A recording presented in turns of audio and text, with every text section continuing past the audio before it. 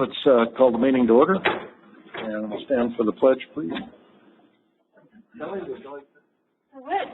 I pledge allegiance to the flag of the United States of America, to the republic for which it stands, one nation, under God, indivisible, with liberty and justice for all.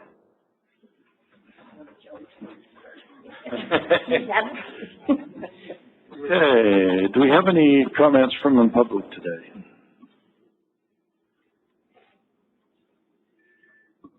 Okay, not seeing any. We'll move on to item 3. Are there any corrections to the agenda or consent calendar?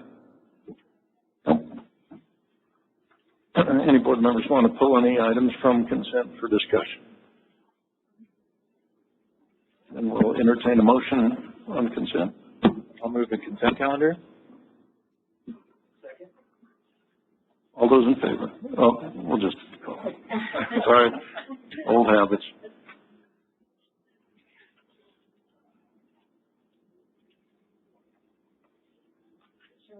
Jinx would say, yeah.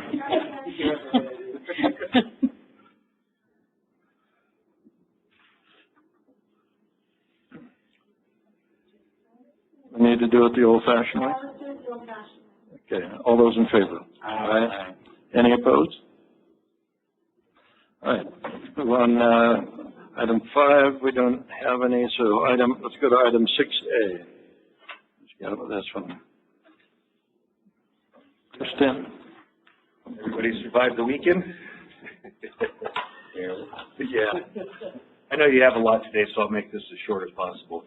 I'm here today to talk about extending the patch paving contract with GB General Engineering for the 2024 season. Last summer, we went out to bid, and GB was awarded the contract because he was the lowest bid. During that summer, obviously after one of the biggest storms we've had in a lot of years, him and his crew were excellent. They accomplished all the patching that we did during the summer. They even did some patches that were left over from the summer before.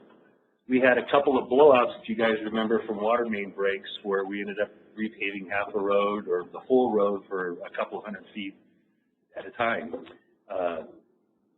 He was one of those contractors that you could call if we did a leak out on Pioneer Trail and the cold mix was coming out.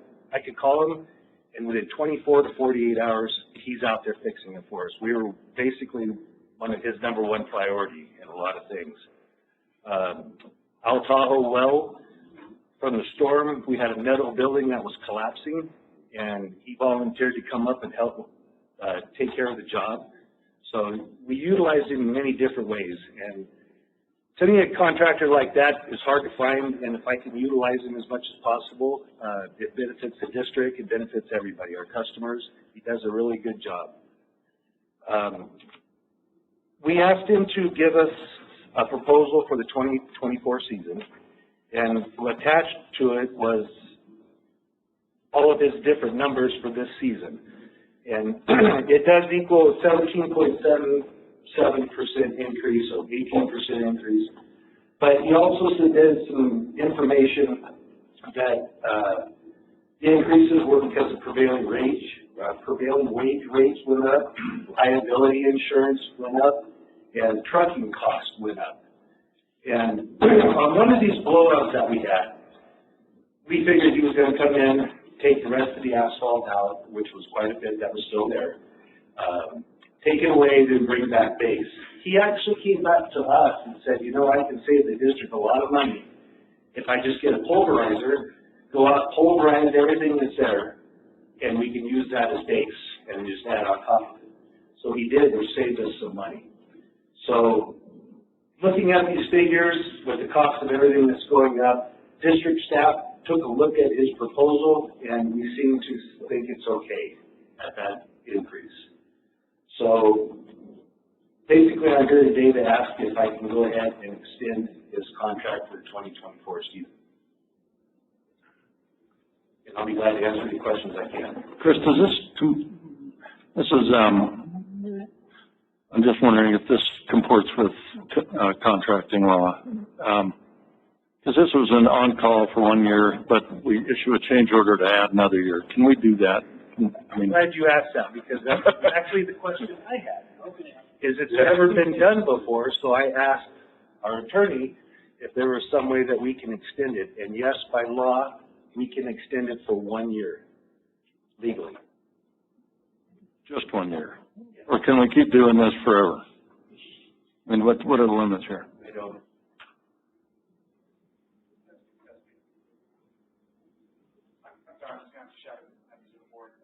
There's no fine line in when a project can be extended to this point.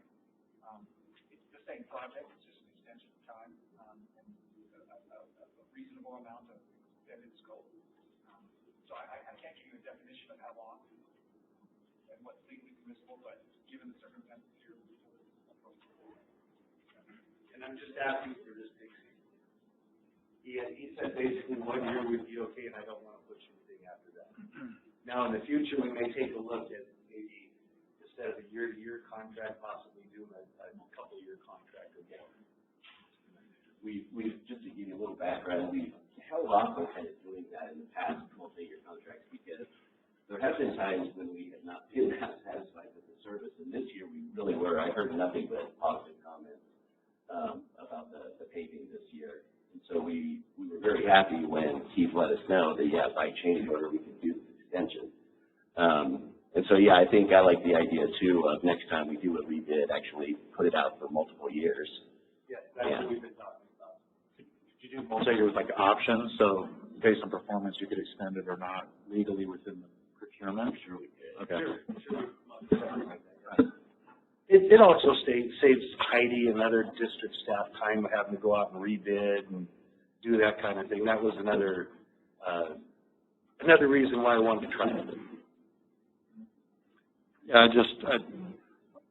I'd like to see other contractors get the opportunity to win next year, you know. Oh, I agree. We lost it this year, but maybe we'll win it next year. So, I guess I'll support your recommendation this time, but let's rebid it next year, and let's just make sure these on-calls, we talked about this with professional services too, when we just have, you know, sole source that goes on and on and on. We never go through a selection process and see if there's, you know, somebody else out there that can provide the service better or cheaper, faster, whatever. No, I agree. And like I said, this is the first time it's ever been done. One of the other reasons I wanted to try to do it is after seeing what he did with the blowouts last year from the water mains, we already have 2 of them this year. We've got one on Delaware that's probably going to be around 300 feet, and it's going to be most likely a full width road pavement. And then we have another one that happened up on Apache that's going to be probably a couple hundred feet. I'm hoping it's only half a lane, but it could possibly be a full road redo. And some of the contractors in the past years aren't equipped to do things like that. So that was another reason why, you know, this kind of just all added up to where if I could extend it for just one more summer, I think it would benefit us because of the quality of work that I've been seeing from the last summer and the blowouts and what has been accomplished. Thank you. No, I just agree with Dave's statements and say, you know, I'll just leave it there for time's sake, but, you know, kind of agree with that sentiment. Yeah. Okay. So on budget? Check in? Okay. Yeah, I remember when I used to come up here and do a patch paving contract, and I thought it was crazy at $200,000. So, yeah, each year it goes up and up, so it does hurt. What's your desired action, Chris? Okay, just one more real quick. This is kind of an up to deal, right? So if we don't, it's not to, I guess it's like they're only going to charge us for the work that they do. I'm sorry? They're only going to charge us for the work that they do, so like it could come in lower if we don't have as much work. Yes. This is just an estimate based off of previous patches over the summers. There's not really any way to get a set determined amount with the work that we do because some years we may have 200 leaks. Some years you may have 50. You know, we may have blowouts from water main leaks, and then some years you may not have them. So there's a big variable there. So all we can do is kind of base it on the previous year's amount of work that's done and try to go with that. But we try to stay under. It doesn't always happen, but we try hard. Okay, so no more questions. I'd like to approve the proposal from GB General Engineering Contractor Incorporated for a services contract extended through the 2024 season. And number two, award extended contract for services through the 2024 season in the approximate amount of $529,322.50.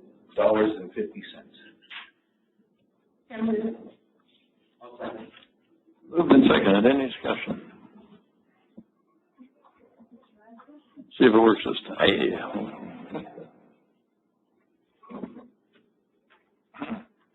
Thank you, Chris. Thank you. You got to do it again?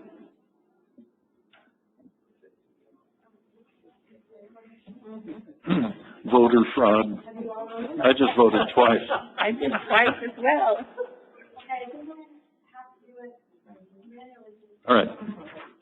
All those in favor? Aye. Any opposed? That carries. For the record, that's easier. Okay, 6B.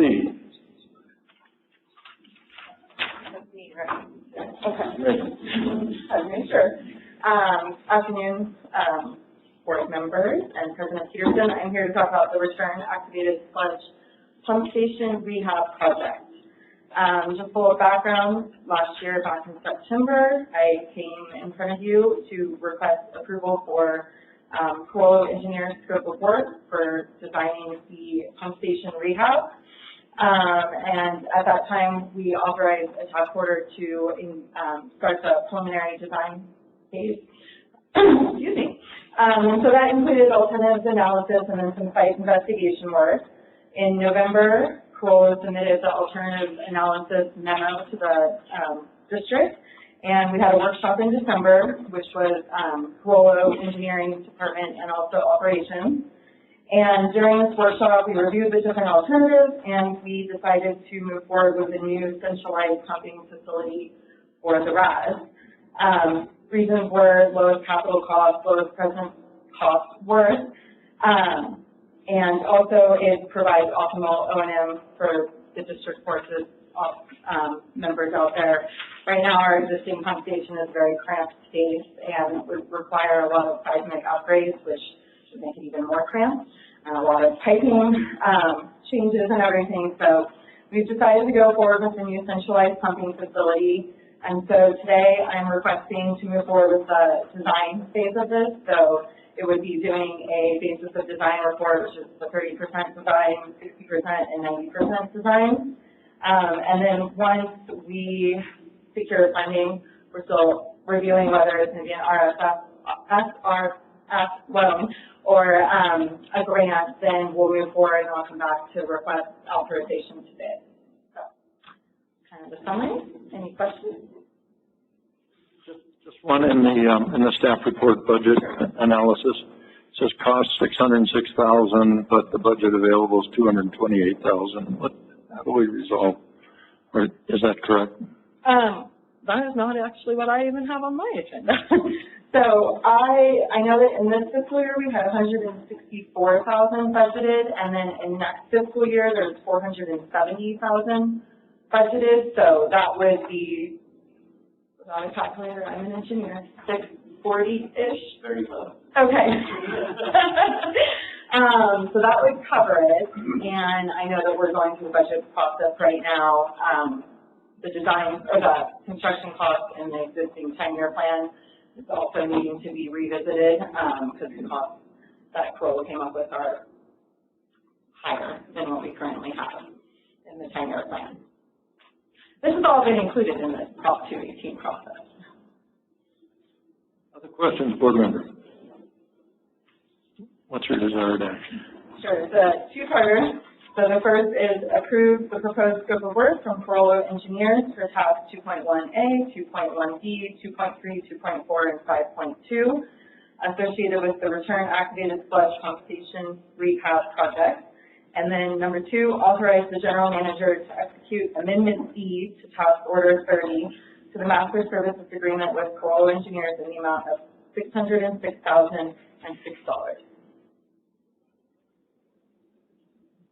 I'll make a motion. I'll second that. Moved and seconded. Any discussion? Should we try it or just? We're going to keep banging our head against this one.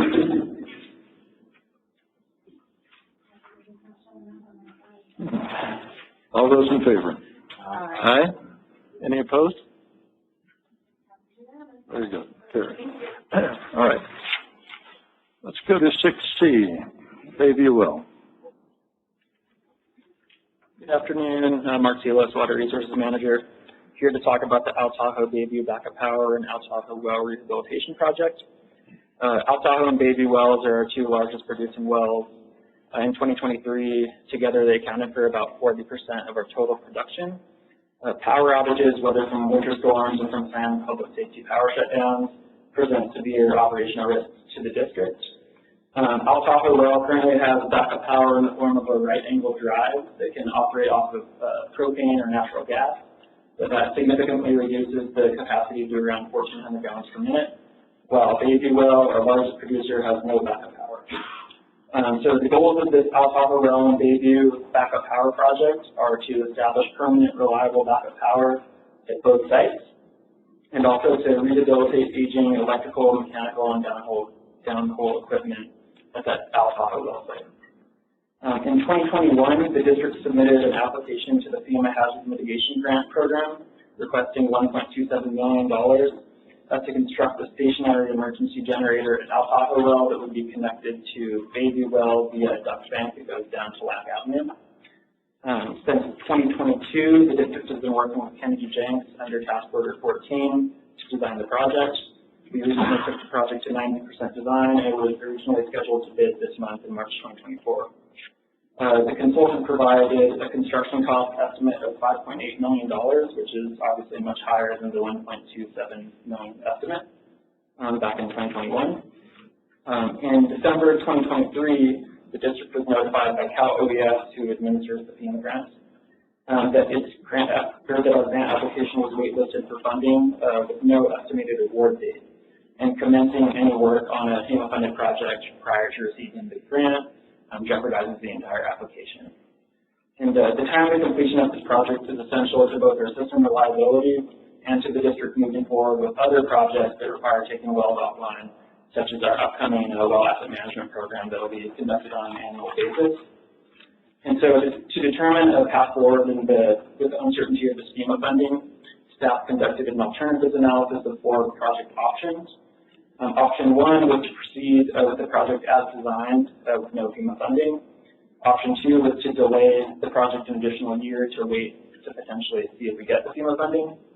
Option 3 was to separate the project into 2 phases where everything, including the FEMA application, would be in the second phase to kind of try to buy us a little bit more time. And then option 4 was to redesign the project to replace the permanent generator at the Tahoe site with a portable generator that can be transported between both sites. And that would include no FEMA funding. And staff estimated the total project cost of the portable generator option would be the lowest by approximately $2 million. The project timeline would be the shortest, with estimated completion in Q3 of 2026. And the project would also offer the district operational and maintenance flexibility because we'd be able to move the generator back to the plant for maintenance or to other well sites if we have those funds. And so the proposed task order in this agenda item is 14C with Kennedy Jenks Consultants. It includes incorporating the proposed redesigns and providing a 95% design submittal. It includes a portable generator that would be used in lieu of the stationary generator at Tahoe. It also incorporates additional design scope items incurred following our 90% submittal back in December. And then it provides construction documents and bid services for advertisement in summer 2024. And so before stating the requested action, are there any questions from the board? So Mark, I guess I don't understand the physical system out there very well, but it sounds like the original intent was to provide backup power for both wells. And, if the power goes out, I assume the power, these aren't like 2 separate grids, that the power, if the power goes out, they both go down, 40% of the. So with the portable generator project, if you have that parked at El Tahoe, can it run both wells, or does it just run one well? It would just run one well, and that would also be the case with the original project, because we had one generator with the capacity to run either of the wells, and we had a manual transfer switch that we could either switch it from El Tahoe or Bayview. And it would be moot anyway if we did have the operational ability to run both of those, because when we do run both of those wells at the same time, we get high pressure alarm at Bayview, which causes it to shut down. So really we can only run one anyway.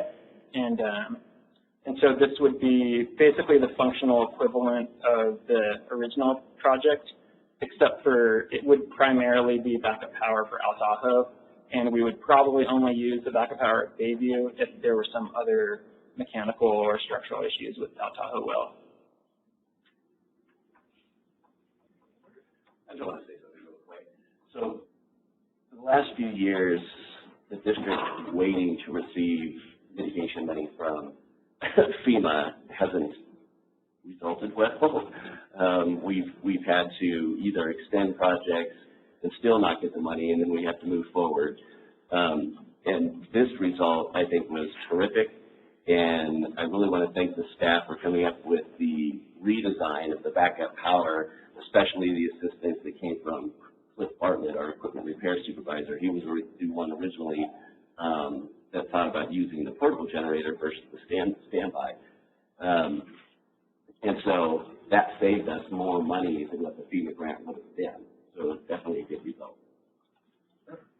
And I think I mentioned this before. Sometimes federal money is very expensive. I wonder, inflation since 2021, whether that ate up that 1.2 million anyway. So sometimes, you know, by waiting around for the federal money, it just you lose the advantage completely.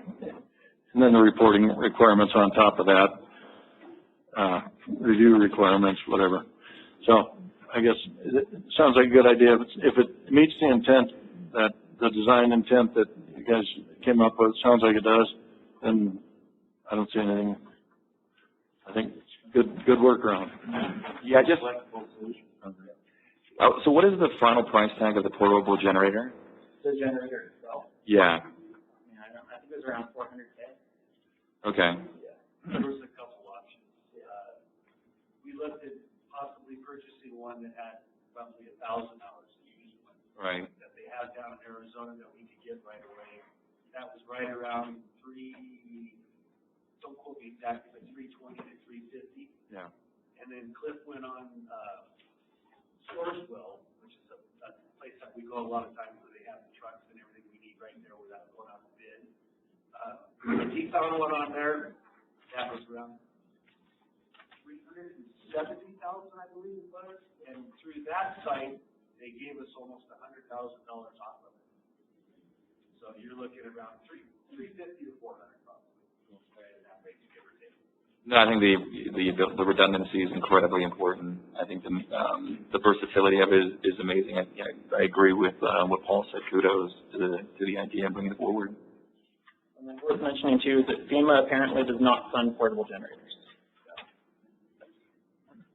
So this is a generator that we've been talking about for years that we would like to purchase anyways, in order to take the different stations where we have that back. We have generators now, but I think the biggest one is like a 250 kW, where this one I believe is what, Mark, 500 kW. And if there's a way that you can get into those things where you can make them where they're variable. In other words, I can run a station that needs a 250 kW. You can run it with this one with some modification.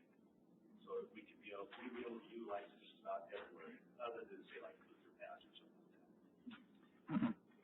Yeah, as long as we can secure it. Somebody doesn't just hook on and drive off with it someday. Mark, can you talk us through this supplemental task list? And that it seems to me like it is getting into some work out elsewhere. And I guess for me, it's like not entirely clear. This is focused specifically on Bayview and And I guess it's touching on Luther Pass and some other things going on there. So I guess for me, if you could help me kind of understand the attached suite of tasks. So I kind of focused on the two main aspects of the project, which were the backup power and the well rehab.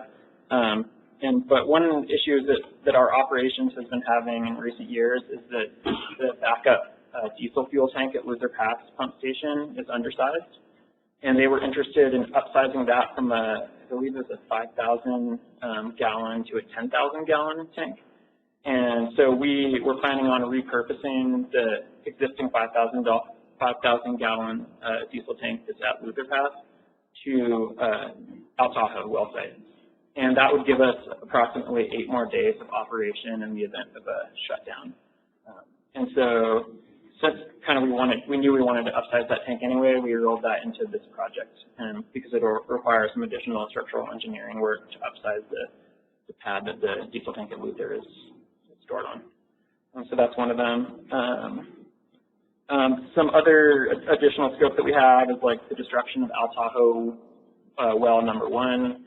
Like Chris mentioned earlier, that well house collapsed in the storms of last year. And we don't use that well currently, and it hasn't been properly taken out of service, which could leave it vulnerable to polluting aquifer. And so we want to properly destroy that well, so that's included as part of the project. And then we'll have some instrumentation and controls and security upgrades at both well sites. So that's like the added security cameras and those features. So for today, we'll be approving a budget of $1 million-ish. So today it would be a task order that would basically include the rest of the design for the project up to construction documents and bid support. And that's a task order that's for $387,247. And of that, approximately $135,000 is directly related to the project redesign.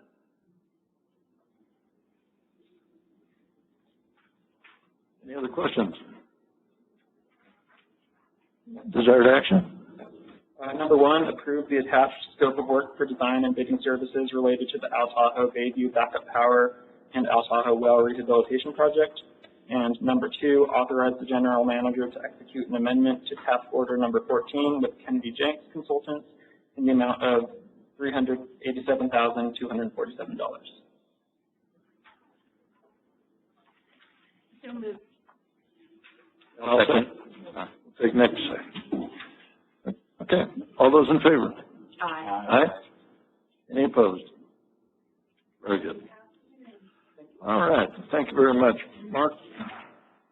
Let's go to 6D, water line upgrades. Is it Andrea Salazar? Good afternoon, President Peterson and directors of the board. District staff has been working with the State Water Resources Control Board to access the state revolving fund loan to finance water line upgrades and improvement projects. Resolution number 3268-24 reflects the installment sale agreement in an amount not to exceed $7.5 million. The loan term is 30 years at an anticipated interest rate of 2.3%. The project is dependent on this funding source, and the associated annual debt service payment is built into the district's financial forecast. Are there any questions? Paul, you want to add anything?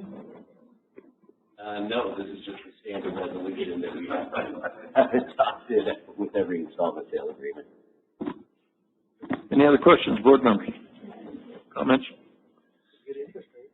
Yeah, looks great, yeah. Yeah. Good job. Desired action, please. It is requested the board approve resolution 3268-24, the installment sale agreement for the water line upgrade and improvement project. So moved. I'll second. Moved and seconded. Any other discussion? All those in favor? Aye. Aye. Sorry. Any opposed?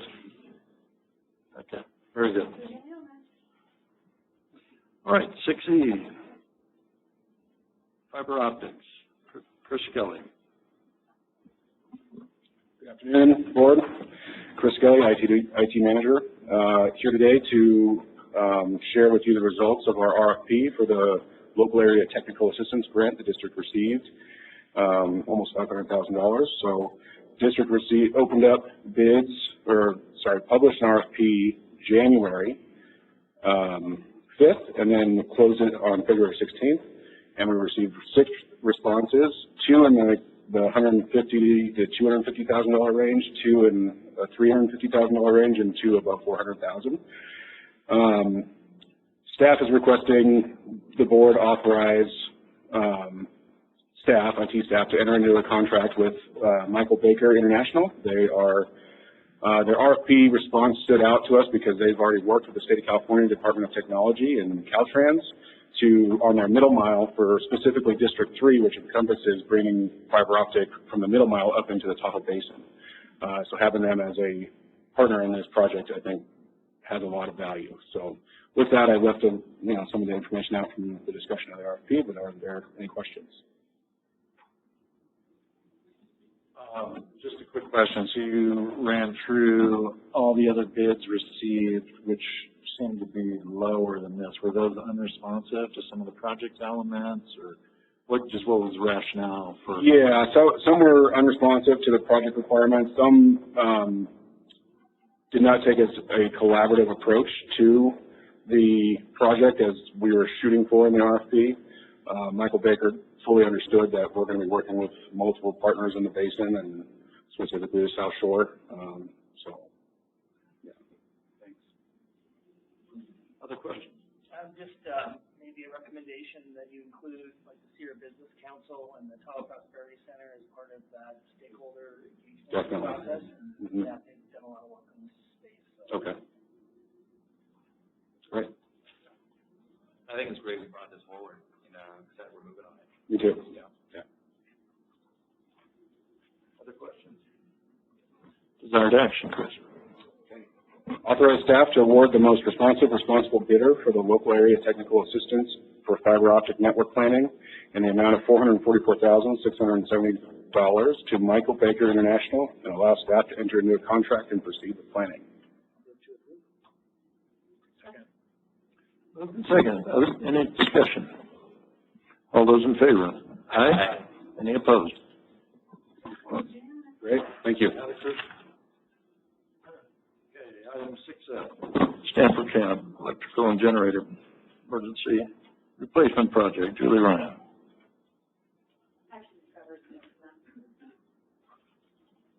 Where's Trevor taking this one? Good experience for me. Good afternoon, Trevor Coolidge, Senior Engineer with the Engineering Group. I'm here to discuss award of the Stanford Sierra Camp Generator Replacement Project. As you may be aware, in December, the board authorized bid for the reconstruction of this generator enclosure building that was destroyed by an avalanche last March near Stanford Sierra Camp. This facility services 3 sewer lift stations, a number of cabins plus Stanford Sierra Camp. It totals about 160 sewer units, so it's a fair bit of flow coming out of there. The district advertised for bids at the start of the year. We subsequently held a pre-construction bidding that was mandatory pre-bid. 6 prime contractors attended that. Staff subsequently received bids on February 20th. We utilized Planet Bids. It's an electronic bidding platform. We've used it for about 10 years. Upon receipt and release of those bids, 1 bid has been submitted by White Rock Construction in an amount of $662,600.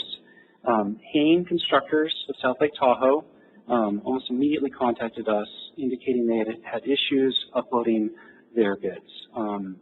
We contacted Planet Bids. Planet Bids did not identify any issues with their system or their software. Based on this, we informed Hain Constructors that their bid was deemed not received. We didn't open the bid package, and we explained that their recourse was to file a bid protest if they wish to pursue this. Hain Constructors did proceed with filing a bid protest. They were timely with that. Submitted a bid protest on February 26th within the 7-day bid period. Staff reviewed the bid protest in consultation with legal counsel. The chief elements within Haynes' bid protest was that they had issues attempting to upload from not one but two computers. They tried different IP addresses. I believe they're actually in Hawaii for one of them, so very different locations. Were unable to upload their documents timely. They provided documentation of this, screenshots, speed tests, in addition to attempting to email the bid documents to demonstrate a good faith in submitting the documents. Haynes also raised issue with a addendum that was reissued the day of the bid opening. It had been published more than 72 hours as required by law. When uploaded to Planet Bids, it was uploaded as a document. It was available for bidders. It was noticed it was available for bidders, readily available to view. We confirmed that both White Rock Construction and Haynes were able to view it when it was posted Friday prior to receiving the bid on the Tuesday. It was reissued with no changes on the Tuesday of bid in order to allow an electronic acknowledgement online. So again, no changes to the document, identical document, but it was identified as another item within Haynes Constructors' bid protest. So we reviewed these three key items with our legal counsel again, as well as internally. We looked at past precedent of have we ever accepted bids that have been turned in late? We have not. We also referred to the instructions for procurement, which are very specific in identifying that bidders are responsible for submitting and having their bids accepted by the electronic bidding system before the closing time set forth in section such and such. There's also emphasis, note, pushing the submit button on the electronic bid system may not instantaneously submit your bid. It may take time for the bidder's documents to upload and transmit before the bid is uploaded and transmit before the bid is accepted. So again, that connectivity issues are specifically assigned to the bidder. Based on this, our legal counsel advised that the bid protest was without merit and that Haynes' bid should not be accepted and their bid protest should be rejected. So what I'm here today is to ask for you to reject Haynes' bid protest as without merit, to waive minor irregularities within White Rock Construction's bid, and award the Stanford Camp Electrical and Generator Building Emergency Replacement Project to White Rock Construction in an amount of $662,600. I will note that while we did not open the bid, Haynes did indicate that their bid was approximately $7,000 lower than the bid received from White Rock Construction. So while lower, not a substantial amount, and likely less than the expense that would be incurred through delayed implementation of the project, rebidding of the project, and the operational issues as we are operating on a temporary system there. But welcome any questions, and I know that Mr. Robert Haynes is also here. Yeah, let me just, let's let Robert talk, and then we'll have questions. Robert, did you want to address the board?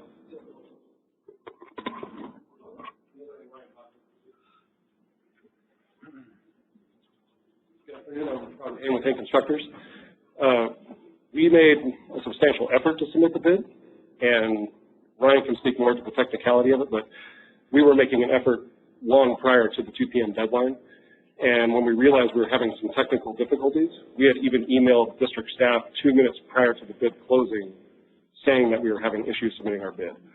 And while I don't know the details of IP addresses, but I'll let Ryan speak to that. Ryan's our project manager, and he was actually in the office trying to submit on the computer. Board, how are you doing today? My name is Ryan Hawk with Haynes Constructors. I'm the project manager. So during this bid process, we were attempting to upload documents to Planet Bids. And the IP addresses as well as the timestamps were actually issued from Planet Bids to STAR during this investigation period.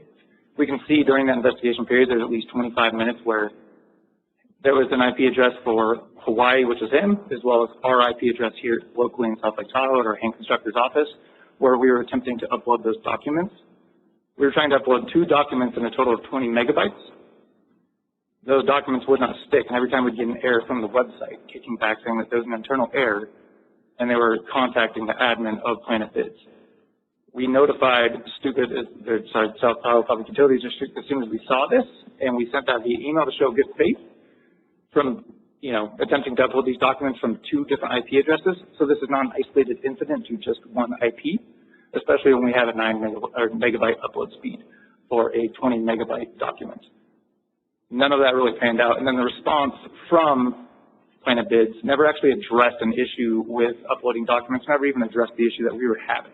They just said that a slow internet speed must have been present because after hitting submit, it did take a few minutes, but the reason was because we, for about 25 minutes, were trying to upload this document that would not stick from 2 different addresses, which to me screams that there's an issue with the platform and not 2 individual users with 2 individual computers and 2 individual IP addresses. I also just want to say, there's a significant amount of time and effort involved in bidding these projects. And while we understand, there are issues and it's a responsibility of the bidder, but we feel, because it's a software issue, we feel a little disenfranchised that our bid gets dismissed just because of a simple computer or system error. Understood. Board members, any questions for the gentleman? Thank you. So, Trevor, Julie, we've talked about not this specific issue before, but just a few years ago, we weren't getting very many bids on projects. The bidding climate was very tight, and we were lucky to get 1 bid, 2 bids on our projects. And I remember the discussion that we had was that we need to kind of look at our processes and figure out how we can make it more friendly to the bidding process. I remember one issue was they had to, bidders had to supply a bid bond original to the district. So we were making everybody upload things electronically, but yet they still had to send a runner here with an original. And it was like, we just don't want to get a reputation as a very difficult client to bid for and, lose bidders from that standpoint. Like Mr. Haynes said, it costs a lot to put together a bid, and you get right to the, typically on bids, when it was done in person back in the old days, the contractors would be out in the parking lot on the phone. They're getting their last subs in. They get their table marked up in pencil. They run it in. And I mean, this happens at the last minute. It always does. And so it's no surprise that they were trying to upload at the last minute, and I don't think it's unusual. So the fact that I don't know the answer to this. I just think this sounds like a very unfortunate situation that a very reputable local contractor couldn't get their bid across town because we had this blockage in our system. I don't know. So are you suggesting some alternative approach, like you can upload it in a bids, or alternatively bring it in? Or bring it in, yeah. Okay. We could have sent a runner, That was my question too, because it's my understanding Planet Bids is the only way to submit, correct? That is correct. When we switched to Planet Bids over 10 years ago, 13 years ago now, we switched wholesale and have only received bids electronically through Planet Bids since that time. This has come up only very few times in the intervening 13 years. Early on, when we first set up our platform, we only allowed contractors to upload a single file attached to their bid. And because they were doing it at the last minute, we were running into problems. We then went to kind of the other extreme. I think it's the maximum allowable number of documents. They can upload up to 11 separate documents. So as things over the weeks prior to the bid opening start to be completed, they can upload those individually one at a time, just leaving that small handful of documents that they're still working on at the last minute for the last day. And since we have done that, we really haven't had much in the way of bids coming in without the appropriate attachments that weren't just an oversight as opposed to this uploading problem. I also remember what you were talking about with last year with the bid bond issue, and we are continuing to research that because that is the one element that is still required to come in hard copy form in advance. That Planet Bids is now offering a service in which we may be able to forego those hard copies coming in and be completely electronic through their portal. So, you know, when we have issues like this for a bidder, you know, it's something we're going to weigh heavily is, do we go full electronic or keep a hybrid or do something else? So, for now, I don't recommend that we make any changes to the electronic bidding process and only accepting them through the electronic portal. I'm concerned that if we allowed both hard copy or electronic, that we would open ourselves up to more protests.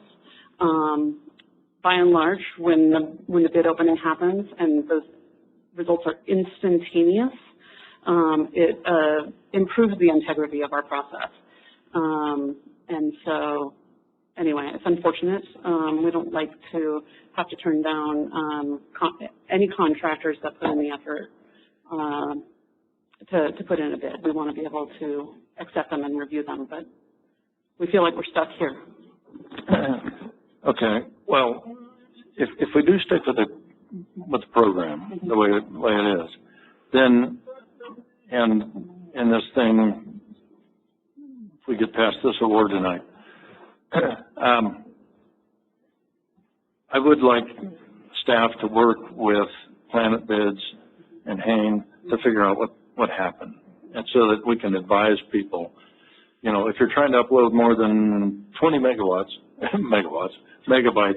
it's not going to work. Or, you know, maybe there's some parameter. I don't know what went wrong. They don't know what went wrong, and I don't think you guys know what went wrong. But if we're going to stick with this kind of a fragile system, then we need to understand the fragilities a little bit better. Because I do not like hearing that a highly qualified local contractor could not get a bid across town because of this electronic thing. You know, they weren't new. They're not new to the process. I guess in full disclosure, I spoke with Mr. Hain this morning, and I guess just to be forthright, you know, what Planet Bids is telling us in terms of the issue, I just do not like. I question what they're telling you. I run a remote business where all my employees work remotely. So I interact with a lot of different online servers, and the things they tell me are often very dubious. So I just have an innate skepticism with these institutions and them putting the blame on somebody else. And I want to put that out there right away because I tend to agree with Dave. You have great local talent, and we're essentially kicking them out in terms of a technicality based on what appears to me a technological issue that, you know, to Kelly's point, is something they had never experienced before. And so that tends to lead me to believe that the conclusion it was a technological issue. And so now we're, you know, to the legality of it, I can't speak to, but to the intellectual kind of like way I would look at this problem, it seems a faulty kind of process. And so that's why I would have to rely on, you know, what Keith says in terms of the legality of it and the best way to process this. Because in the end, you know, Mr. Hain, I think that's to us as board members, that's the only thing we can do in this moment. But, you know, I do really want to express my kind of objection just to the concept of kicking out great people as a result of technological difficulties, and then relying on the provider of that technology to say, well, it wasn't us, right? I think that's just problematic for me. Again, I'm highly dubious in terms of them having a role in this. And so that's why I do have issue with it, and so that's why I'd like Keith to kind of guide us into what we should be doing in this world. But I want to just really express that. Maybe really quick while Keith walks up. I mean, I agree this is like a very unfortunate situation. And based on, you know, our process, our hands are relatively tied today. And so I think what you're hearing, staff, is we should be looking at those systems. You know, redundancy is always good. And that gets harder and harder the more we rely on technology and one system. So I would just, encourage staff to really investigate ways to create some redundancy. That obviously doesn't make it unwieldy and trying to minimize administrative burden. However, it's just, a pretty unfortunate circumstance that, we're relatively limited in what we can do today, unfortunately. It's just a bad position to be in. Yeah, and I'll add that the district has the authority to waive minor irregularities in bids. However, in a situation like this where this bidder submitted their bid after the deadline, that confers a significant advantage on that bidder, given that the other bids have been submitted, and that allows them to revise their bid with additional time and additional knowledge that the other bidders did not have. It'd be my recommendation that if the board is inclined to direct changes in the policies, that we reject all bids and rebid this. That would be something that staff could speak to the costs associated with that. I think Trevor indicated some of the increased costs there, but that's a decision for the board to make. And those are the risks that I think you'd be facing if you were inclined to go that route. Yeah, and as I understand it, Mr. Haynes not protesting the award to White Rock. He's alerting us to this problem in our system. So, and if I were him, I didn't hear this from him, but if I were him, I'd be thinking, do I want to waste my time bidding STPUD projects anymore if I'm going to run into this, technological snag? So that's what I'm not hearing. Is that Mr. I see a nod. He's not protesting the award to White Rock. It's more just our process needs to be more resilient. There were other bidders who were able to submit their bids successfully. Yeah. How many other bidders? Sorry. Just one. We did what was the time frame for White Rock to be submitting theirs? Do you know? After 12:30, 12:28, I think, something like that. After 2 o'clock, it was 2 o'clock. Yeah, so maybe an hour on and off before the bid opening. I mean, from a policy change, to kind of Keith's point, I think I really appreciate your thoughts on this, kind of clarity in terms of decision here today. But going forward, in terms of policy, could there be something in the policy in terms of notification of technological difficulties? Because I also think if then you gave, well, you can submit it in person, that does give an unfair advantage to people here locally, although, part of me likes that, just in full disclosure. But, where staff would be notified prior to close of deadline, you could see Dropbox links, what have you, to provide the information. And then, something like that to kind of safeguard this in the future. So Mr. Hayne and, those that would bid on our projects can have that security. I don't know if that's exactly how it break out, but some way in which, from our policies that align with kind of the legal realities, we could provide some safeguards in the event this takes place again. Would 1 month be enough time to just sort of investigate this and consider some alternatives, and bring that back to the board? For the bidding process, addressing this, like I said, if you can get with Plan of Bids, find out what the issue was. Maybe it's a one-time, they had a. So defer, are you suggesting that we come back in a month to recommend award, or? How to solve this in the future. So if this instance happened in 3 months from now, what would district's policy be? So we're not, so Mr. Hayne, and I think this is really important for local contractors, and Dave's point, we want to be with open arms to bring people in. And so what we want to do is, to our limited ability here today, what can happen in the future to ensure this doesn't happen again in the face of what I would say is, fairly credible information being provided to me in regard to the difficulty of uploading the system. Because what I would want to happen if Mr. Hayne or somebody else bid, that they have confidence the event something goes wrong, and many things can go wrong in this world, that they have a recourse to get their bid in, so their efforts are not in vain.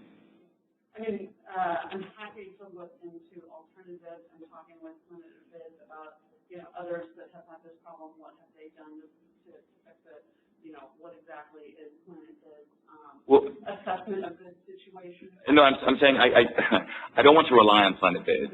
Like, this is a third-party source. I do not know these people. And in fairness, I do not interact with them daily or frequently at all. So I think solving the challenge within their system, you know, is one thing. But what I'm looking at is, regardless of what they do, how do we address it? Our responsibility. And so I want to control what we can control as we deal with them. I mean, we can absolutely look into it and report back to you. I would recommend that we move forward with the award of this bid today, in light of the constrained timeline that we're working under for Stanford Camp, that we have a half-built facility out there that we're working in a remote location, in tight quarters on an active site. So, and we're also trying to work with FEMA for reimbursement. So there are a lot of things at play here that really recommend that we move this project forward. But yeah, absolutely, we'll work on. Yeah, we definitely hear you, and we're absolutely willing to work with staff and legal counsel and review our bid processes to determine if we can develop some form of redundancy. Is 1 month enough time, or do you need? We'll let you know in a couple of weeks if we need to extend it. Okay, I'd like to see that on a board agenda, nominally 1 month from now, so that we don't lose track of it. If we can get that report, and then we can go back to this item, because as I understand, there really is no protest against this award. So, And I agree with everything you said, Julie, in terms of the necessity. Yeah. I don't know, I guess for me, I just feel like they did due diligence, they emailed on time. I don't know, I guess I'm inclined just to basically rebid this. That's where I'm coming in. So I guess I want to support our local contractors. These guys have done a ton of work with us, and that's where I'm at. And I'm sorry, I know there's a lot of things kind of hanging up, and it's time, there's a time crunch, but if we can turn this around and make it right. Can I ask a couple of questions about the project? Because I'm noticing a pretty significant deviation from the engineer's estimate to the recommended award amount. What typically with staff, like what would trigger you to recommend rebidding a project in terms of, you know, relationship with the bids you get in and the engineer's estimate? Because that's a pretty big increase. I can have a little bit more detail on the differences between the engineer's estimate and the bid amount, where those deviations came in. Okay. I know a lot of it has to do with the complexity of the site, the remote location, headquarters, and the fact that it's a very PR-heavy project, right? Because they're going to be working in the middle of an active cancer camp. And we understand that resulted in a big increase in kind of the administrative cost of the project. That may not have been well reflected in the engineer's estimate. So there were some other missing elements, is that right? I'll speak to some of the project specifics, and then we can talk a little bit more about, I know some agencies have like hard and fast, if it's 10%, if it's 20%. That's something that we don't have as an established standard. Oftentimes we're looking at available funding to make those determinations. A couple items right off the bat, from the original engineer's estimate, there were a couple items that were added and a couple items that were missed. One of the largest items was mechanically actuated loopers. These are those big screens, if you look out in the parking lot of the building across the way, that open up when the generator runs to allow cold air in and hot air out. So that was one item that was added as a mechanical system. There's also additional conduit and integration associated with that. One that I think our consultant was a little ashamed of is they didn't include the siding in the cost of their estimate. So the full building wrap of fiber cement siding, and they also failed to include any roof penetrations or roof components. So that added up to a bit. It wasn't everything. They did note that they were highly surprised by the cost per square foot. If you look at the cost per square foot of this building, it's quite high, and they noted that that was likely due to the local market conditions and site constraints. A lot of these elements are subcontracted out. The contractor felt like they needed someone on site every day of this project, basically a site superintendent, which we would assume we would have. But with these subcontracted tasks, they're not necessarily adding value. So you've got someone there to make sure they keep Stanford's driveways clear and that the site's cleaned up at the end of the day and that kids aren't climbing on equipment. But that person at prevailing wage, coming from out of the area every day in the Carson Valley, adds a significant cost, probably over $1,000 a day. So over the course of a project, that adds a significant amount, possibly accounting for up to 20% of White Rock's costs. So again, that element of a constrained site, needing someone there to attend to whatever subcontractor was there, whereas you might normally just kind of let them loose and let them do their thing, added cost. Those elements also added cost. The key elements like a generator, that was really consistent with what we expected, right around $40,000, right around $40,000. The other thing I'd note, while we talked initially about the percentage being much higher, possibly as much as in the 80% plus range, dollar-wise we're talking about $280,000 or so. It's not a huge jump. I mean, that's a fairly small number when you look at the size of our budgets and the size of our capital projects. So yes, percentage-wise on this subshed size project, it is a lot. Lastly, regarding costs, similar to building a tiny house, you've got the electrical connection, you're going to have plumbing either way, but you don't get the efficiency of scale. So when you look at it on a square foot basis, it's quite high. So I think that was kind of the rundown of the bids. We did offer our design consultant wanted to come and build it for us, but they declined. So they failed to get a bid bond in. No, I joke. But that's considered like a minor deviation, or I'm just trying to understand how you just make a call on whether it's responsive or whether you need to rebid or even question the engineer's estimating process. The other element, and while we just had a lengthy discussion with Hain Constructors bid, knowing that another bid was in $7,000 of the bid that we're looking at receiving, gave us, it was, I mean, that's about as tight as you can get. You're looking about 1% on this. So it's having two bids come in very close to each other also gave us a little bit more comfort. We didn't hear that there was another bidder that didn't bid that would have been $200,000 lower or $300,000 lower. That's when we really start to question if we should rebid, if there's something that was led a bidder to submit a higher bid in the contract documents, like did they think they had to provide 2 generators or something egregious like that. That's when we would look at a major deviation, or we had a huge bust in our quantities and we think there's going to be X amount of earthwork and there's actually a lot more or a lot less, would lead a bidder to bid differently. So we didn't identify any issues with our bid documents. We do in terms of the quantities, the description of work, the type of work. And those are areas where if we had a bid that was extremely high and we realized that we had an error in our documents, we want to revisit and potentially rebid and throw everything out. Okay, so those things you laid out didn't qualify. Correct. When we talk about deviations, those are generally minor errors, major or minor irregularities in the bid documents. So, for example, White Rock Construction provided their surety, their bond, but they didn't list the address and phone number for their bond. So we have their bond, we're looking at it, we know who provides it, but we didn't have a phone number for it, but that's identified as a minor irregularity.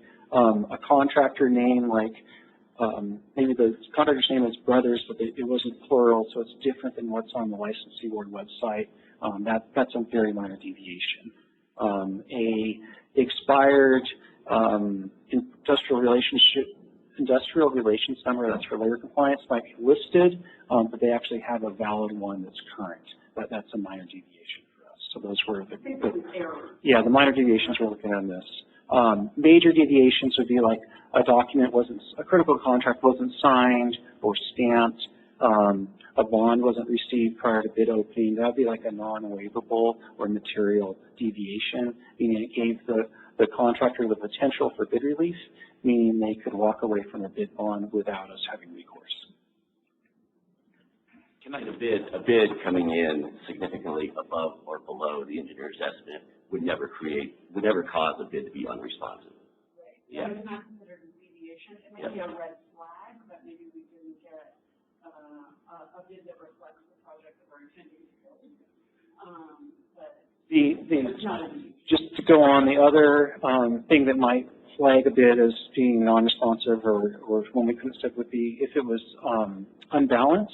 So that would be if they were extremely high above the engineer's estimate on one particular item and maybe extremely low on another, an item they knew they weren't going to get paid on. We might flag that as an unbalanced bid, and that would also be grounds for discharging that. Yeah, I get all the bid deviation, like on the bid-or side, but it sounds like we missed a lot of scope in the project, right? And so I was wondering if that qualified as a deviation, but it sounds like it's all on the bidder side. And unfortunately, I mean, these are these more complex projects where these are unique, and these are generally where you'll hear us go to consultants. Anytime there's a building involved, we're generally using a consultant. So we have less familiarity with vertical construction. I can rattle off what it will cost to put sewering in the ground or a water meter or a water main. These more complex projects, whether it's like an IT fiber optic job or vertical construction, we're just a lot less familiar with estimating. Thank you. In fairness to Shane's point, if we rebid this, what is that timeline? Because I guess, and just to put it all out there, I'm curious that time meets the timeline to mobilization and commencement of construction. Because I'm assuming earliest you're going to start is May 1, in all likelihood. I don't think the mobilization would be that dramatic for this type of project. So then what is looking back from that, what would be the timeline to rebid? Because I agree with Shane's point, but not to the point where I would put those individuals in that community at a life and safety risk. So there's, looking at the critical path for this project, there's a couple items, and there's also some limiting factors. So the most critical is like the procurement of this 30 kW generator, which is in the 35 to 40 week time frame. So the longer we wait to pull the trigger on ordering that item, the farther out that generator goes.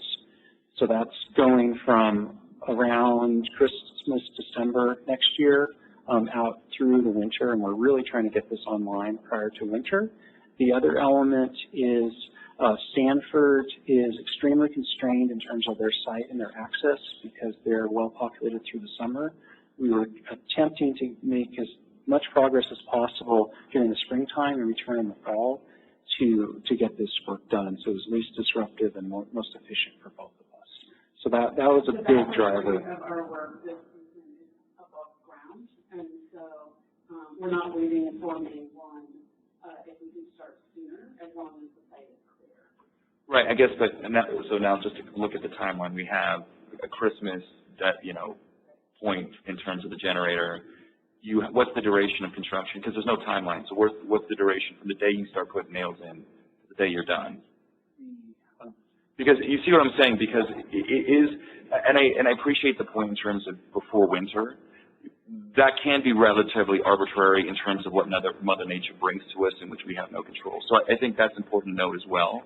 So I fundamentally do agree with Shane. I think it stinks. And so barring, again, critical need, and that's why I want to get a better sense of timeline. So we're stumbling a little with the answer to the question just because there is this huge factor that is coordination with neighbors. And what activities are they going to allow us to do on what time frame, when can we actually get in there? And so, it's not a straightforward linear start, work, finish kind of schedule. Is that fair? Yes. I mean, I think I talked in generalities because we can't negotiate with contractors before they're awarded work. But I think we're looking at least 12 to 16 weeks just because it's very limited how many people can be on the site at once due to the coordination with Stanford and the restrictions on staging vehicles. So it would be delaying. The bid is not a short bid because it is a federally funded project. So we're doing a full 30-day DE advertisement as part of this. So we would, even if we went back out tomorrow, we need to provide advance notice to the contractors for another mandatory pre-bid for a site that's currently covered in snow.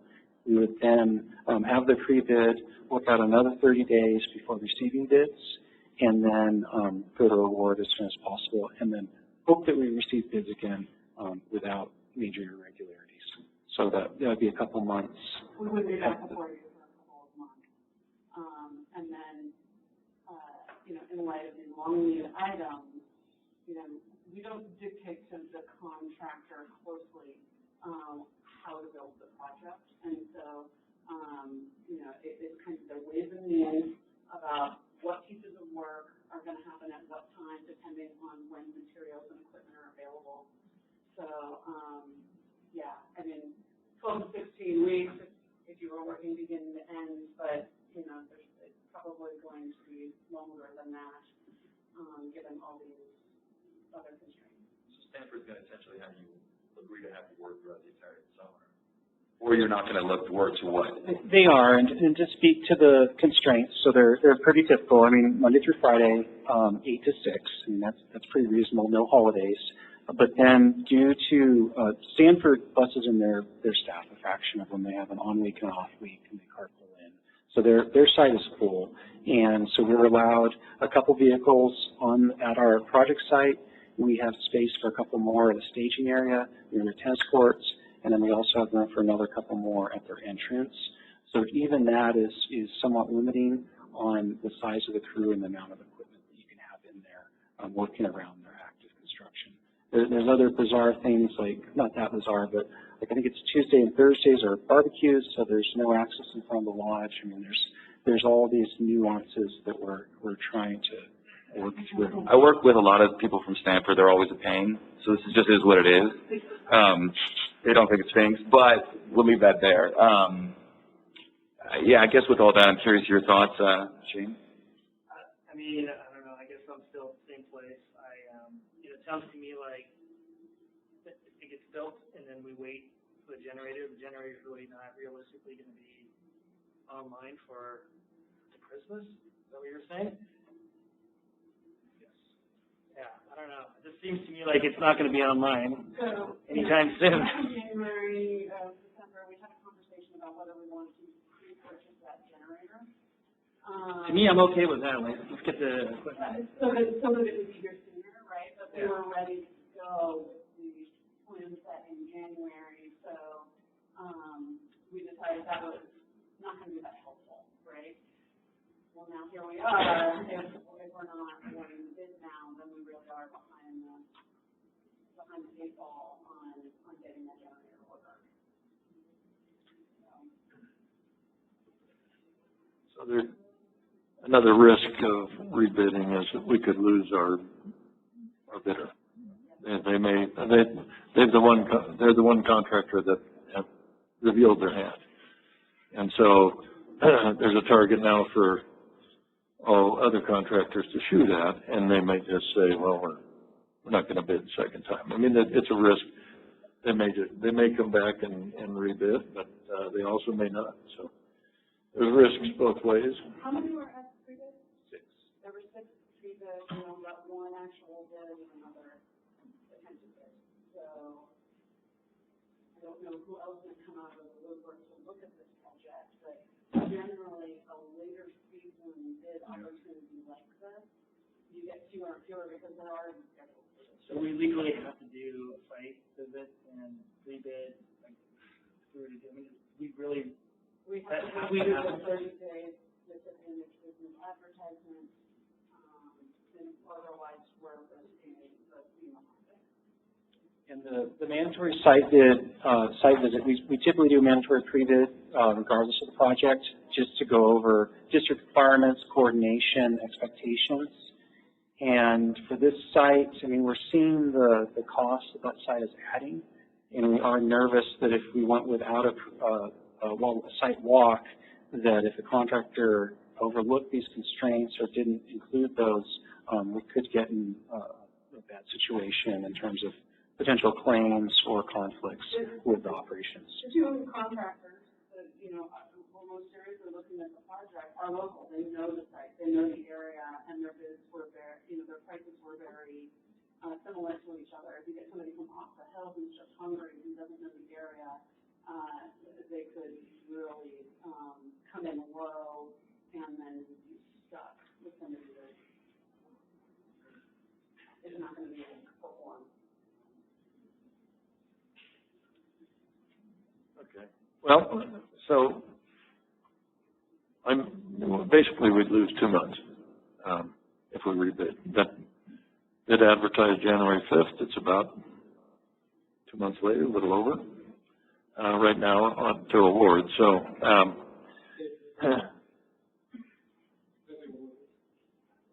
on up, Robert.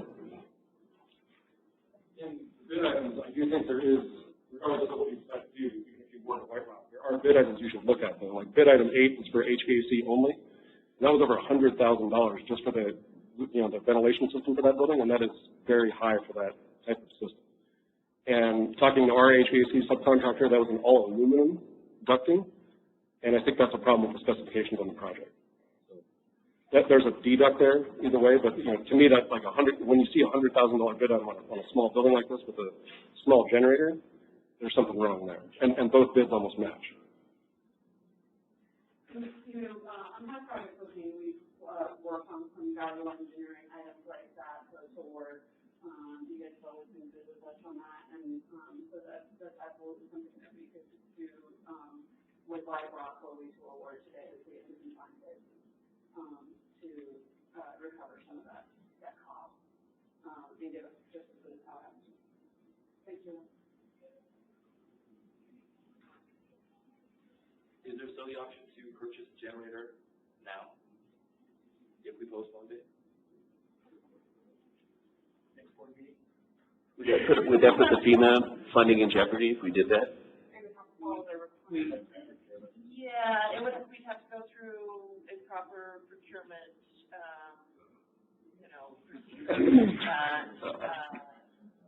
Yeah. That's a key question. It's not the same as the hazard mitigation grant program, where it requires that you cannot procure materials or begin any work until you've received an award. This is funding that's public assistance, disaster funding. So if we were, I think there could be possibly a way that we could purchase the generator ourselves, but I would have to consult with our FEMA rep to find out what the proper procedure we would need to follow in that case. And I'll be honest, that being as new as I am to this public assistance funding, I don't know if there are other issues going that route that I'm not aware of. I do know that they are very adamant that we go out to bid, that we follow all the proper procedures, that we include all the federal guidelines for funding, and that we, do a competitive bid process. But in terms of whether or not we could purchase that generator separately following the appropriate process, given the long lead times that we've been facing, that is a question I would have to direct to FEMA and get more clarification on that. Yeah. You may not gain time. Yeah, for sure. Man, we love rules. We sure do. Trevor, can you remind me what the size of that generator is? It's relatively small. It's 30 kW. It's about $40,000. So it's fairly small. It's just the lead time on it that's so exciting. Cliff, do you think that 30K is what we could get from Sourcewell, possibly? Sourcewell is the government contract. That would meet the competitive bidding requirements. We did that. I do have money for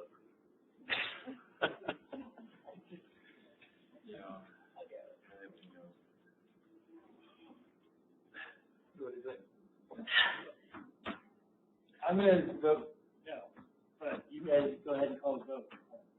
I decided to think it's just just to restate my position. I feel like they did everything good to put it in, emailed, timely. I don't know. I guess for me it's just the principle of it all, and I don't want to see this thing get delayed. I think it's an important project, but fundamentally I just think that they have a good, reputable, local contractor that made every attempt to make it happen, and it's through our third-party bidding system that somehow they got waylaid, and it really, to me, I don't know. I think at the end of the day, if they were matched against one another, they probably would have won the bid, frankly, just because they came in a little bit lower. But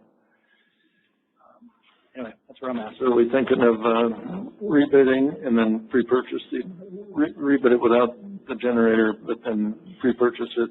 Could we do that and stay on schedule?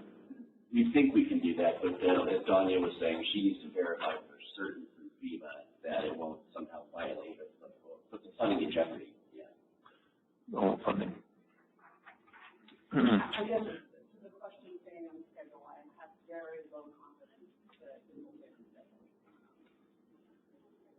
If I could add one thing, if we just go ahead and build the building, get all the controls transferred over, just move the portable generator over there, and have time till we get a generator and go to the unit. So the generator is currently located outside, I think so. is on the pad. I guess this thought just occurred to me. Like a previous board action, we're purchasing a generator for our most important pumps that we've never had before. And so now the emergency is, because again, the construction of the building is not the relevance here, because it's a 4-month construction timeline that you're going to be building throughout the winter. And even in that 4 months, it's going to be sitting there, even if it started May 1 for 3 months waiting for the generator. So then the question is it a detriment? Like, what is a health and human safety detriment given, kind of our existing system to this particular system if we wait a couple months? And I think it's actually incredibly low. And I guess would want feedback on that, because if that's the case, then I tend to agree with Shane.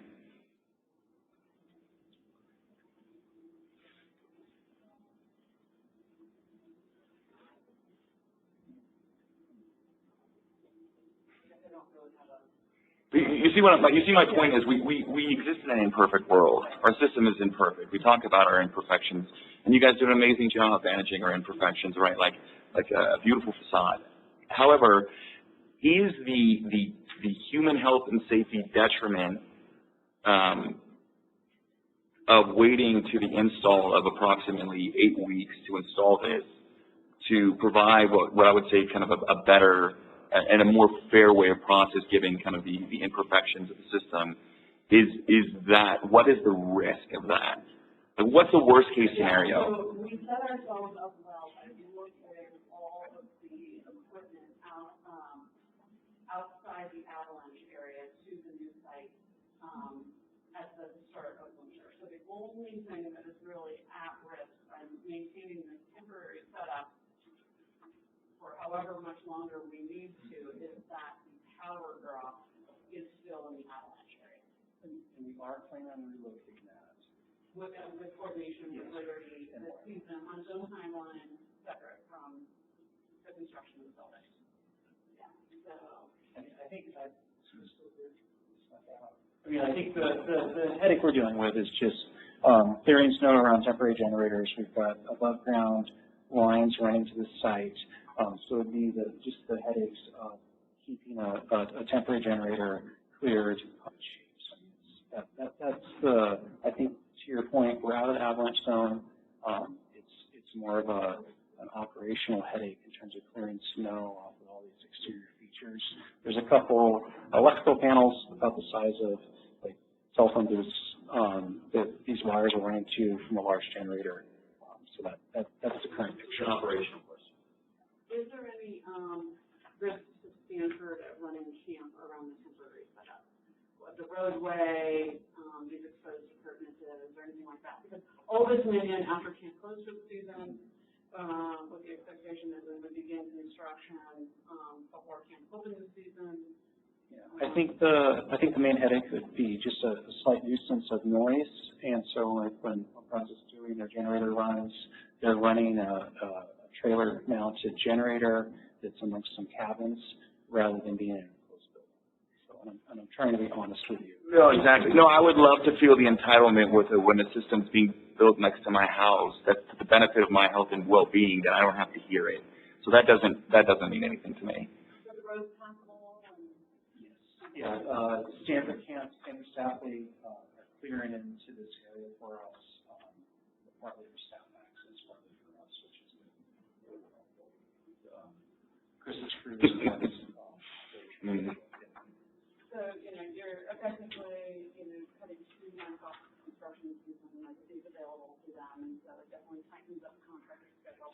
That'll result in additional costs for them to be able to commit to getting it done on time. So, I would be surprised if you rebid it into this price again. I would expect that it will go up. And yeah. Is it okay if I ask Mr. Hayne come back up and maybe give us a sense on like what that might mean in terms of cost? So the shortening of the construction of this thing, how might that affect the price of the project? I can't, without looking at it and looking at the detailed schedule while we were bidding it, but the building is actually not that complex. Right. So. The small building, right? Correct. And we're going to make sure that we design it in a way that we fit the generator in after the fact. It is.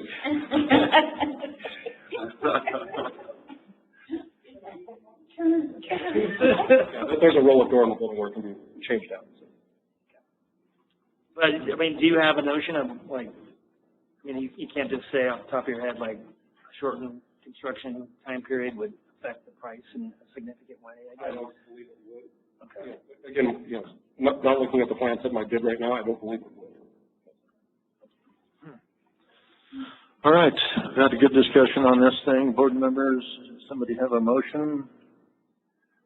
I guess I'd like to put forward a motion to rebid the project and to find some, obviously I think we have some other direction related to our bid process and making sure that we're not hamstrung by some technical glitch or something in the system. So my motion would be to rebid the project. And just correct me if I'm wrong, but I believe the board needs to first vote on the agenda item in front of them, and if it votes down, then they need to direct us to rebid the project. they can take no action on the item. They can take no action? They can take no action. Okay. So there is no motion, there's direction. Okay. So as submitted, I'm sorry, just to clarify, as submitted, we are seeking to award the project to the lowest responsible bidder. So we would revise that to reject all bids, authorize staff to re-advertise the project, and then I believe we also want to authorize the general manager to enter negotiations for procurement of a generator. Is that roughly what we're seeking to do? Okay. And I just want to provide a little bit more clarity to this, because as I, kind of really thought, through this discussion, I agree it was a great discussion in terms of health and safety concerns. But removing and putting this out there in terms of Dave's, kind of earliest points in terms of a reputation for us, the long stream effects of that, I think, could be dramatic, and I think we have to be very thoughtful to that. So I tend to agree. Shane? Just a counter to, not a counter to that, but just some additional on that. It does cut both ways also, right? Yeah. So I kind of want to be clear on what the basis is for us to now reject all bids. And there's a couple of different things I see. One, yes, there was a protest, and the fact that they had to be deemed a non-bidder is unfortunate, right? So it's not a formal bidder protest, like a low bidder or protest or an unselected bidder protest. But there's kind of some other things that we talked through with the engineer's estimate correlation with what actually got bid and what was in is kind of another thing that's sticking with me for a reason to maybe tighten up that expectation and that scope when we go back out. And that, to me, is enough of a basis to reject, in my mind, and go back out with a more accurate scope. I really appreciate it. That's a great comment. So are we rejecting all bids and directing staff to complete some value engineering of that nature? Yeah, maybe just tightening up that scope based on what we know now that was missed in the engineer's estimate that we just went through. And then I am reviewing the action item from when we sought authorization to bid in December. And at the December 21st meeting, we did receive authorization for staff to negotiate and purchase a 30 kW generator and accessory components. So I think we can work with that item. That's already been approved. Yes. Okay. So, do we need a motion? No motion. No motion. Thank you. So I do need Good discussion. we do need the board to reject all bids. That can't be completed at the staff level. And then I will need authorization to rebid the project. Very good. Board members, anybody disagree with us? Okay. Consensus of the board on that direction. Do we need a motion? Do we need a motion to reject the? even though the direction is clear. Okay. Trevor, say it one more time. Could I just note one last thing is that, while not here, White Rock also put forth this effort to prepare a bid, and incurred expense. And I just want to note that while they're not here, that is the other side of the coin. I think that's acknowledged for sure, and that's why I'm trying to look at kind of some other rationale for rejecting bids. It's, you know, not without effort from all bidders. I just didn't want to go without saying that, because we do like working with both Haney and White Rock, and I think I want to make sure that White Rock's effort is recognized. So, Trevor, you want to try to word a motion? Yes. Staff requests that the board reject all bids, direct staff to complete value engineering, and authorize staff to rebid the Stanford Camp Electrical and Generator Building Emergency Replacement Project. And go ahead and move forward on the procurement of the generator. We're already covered from our December meeting. Yes. I'll make that motion. I'll second. Moved and seconded. Any other discussion? All those in favor? Aye. Aye? Any opposed? Very good. Appreciate the discussion. Yeah. Okay. Let's go on to item 7, standing at ad-hoc committee report. Start with you, Nick. Any Nothing. committee report? Nothing. Attended ECC a couple Wednesdays ago or so. Yep. That was good. Well attended. It was like a nice breakfast spread that I unfortunately I didn't take part in, but it was very nice to see everybody. And good meeting. Was it as well attended as when I was? Probably not. Not quite. Right. I had a feeling.